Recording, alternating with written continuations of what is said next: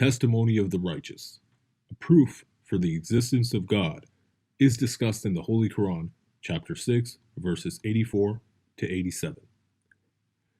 And that is our argument, which we have gave to Abraham against his people.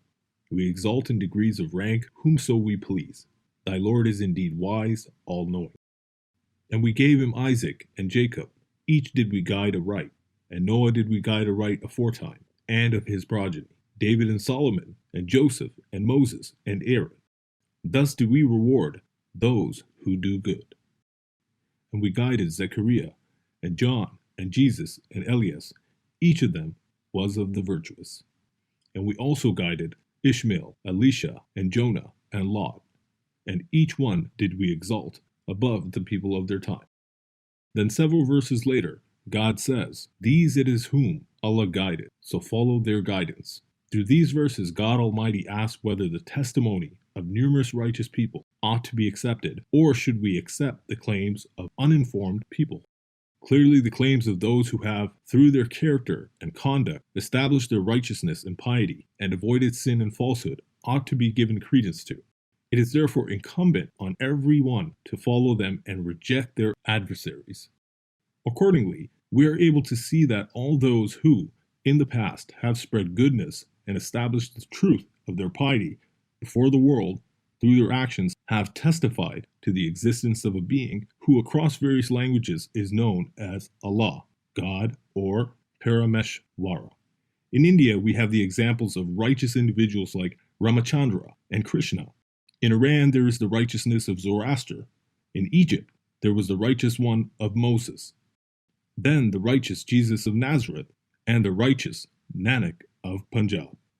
And ultimately, we have the supreme leader of the righteous and the light of Arabia, Muhammad, the chosen one.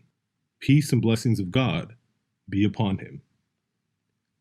In his earliest years, he was given the title of the Truthful by his people, and who said, I have lived all my life amongst you. Can you prove even one lie against me? And the people did not refute this.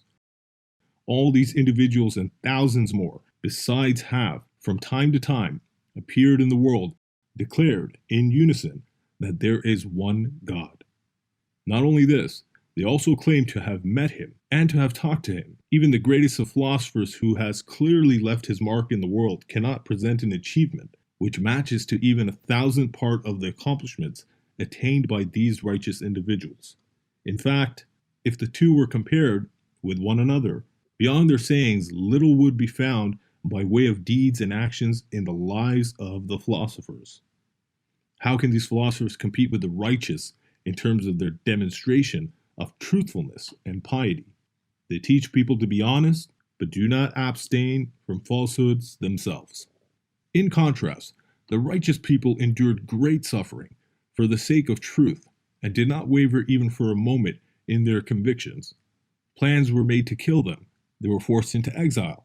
Many tried to humiliate them in marketplaces and alleyways, and the whole world severed their ties with them.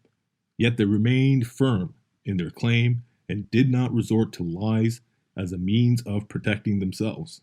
Their actions, their hatred for the material trappings of the world, their rejection of materialism, demonstrated they were selfless individuals whose works were not motivated by selfish desires. Therefore, when such a truthful and upright persons have, with one voice, claimed to have met God, heard his voice, and witnessed his manifestations, what reason would anyone have to deny their claims? We accept even the joint testimony of known liars and consider it to be true.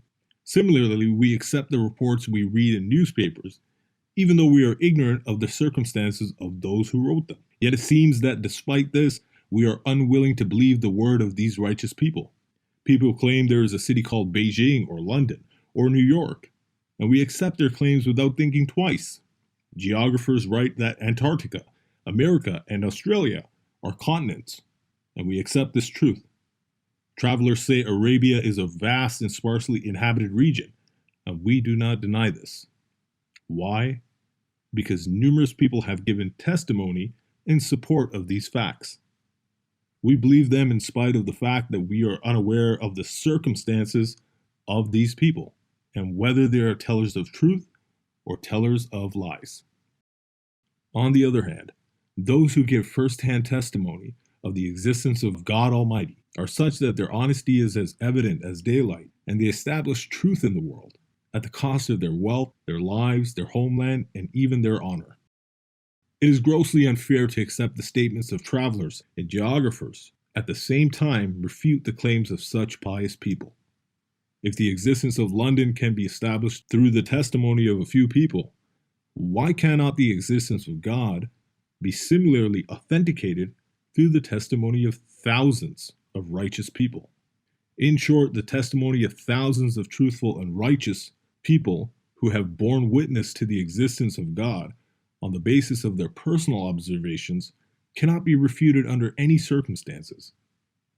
It is curious that when those who have shared in this experience are unanimous in the claim that there is a God, others who have no understanding of spirituality still call on people to reject their assertions, even though according to established principles regarding the process of testimony, if two witnesses of equal integrity give conflicting evidence, the testimony of the eyewitness will be accepted over the other by reason of the fact that while it is possible that the latter did not see anything, it is unreasonable to conclude that the former witnessed nothing, but assumed it upon himself that he had.